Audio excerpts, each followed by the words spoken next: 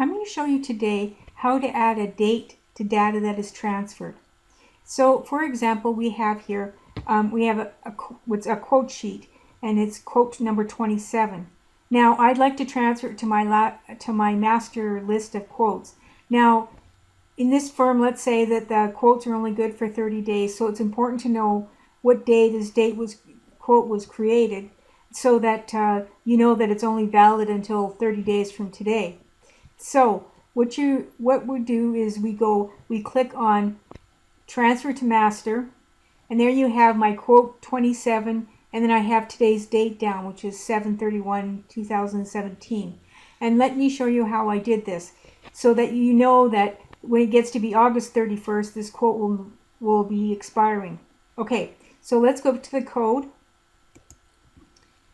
So going on my developer tab, Visual Basic, and so here we have my code that I've done.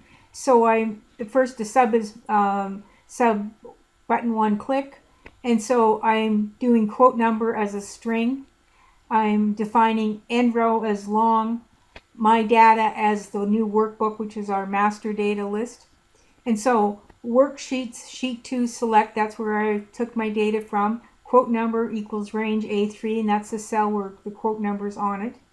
And then I'm going to set my data to workbook, and my trick is I go to where the data is contained, and I click right on the address bar, and I copy it, and then I paste it here, remembering to put the quotations and the brackets around it. So it's set my data, workbooks open, and then I define it that way.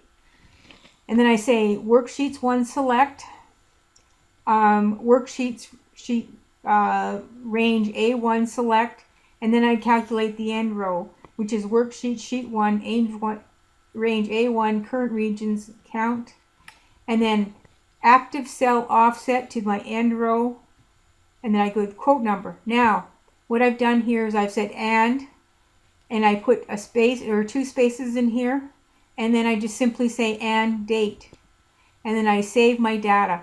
So that's how that works. So we can run it again now. So I'm back at my original sheet. I've changed the quote number to 28, and I'm going to click on transfer data.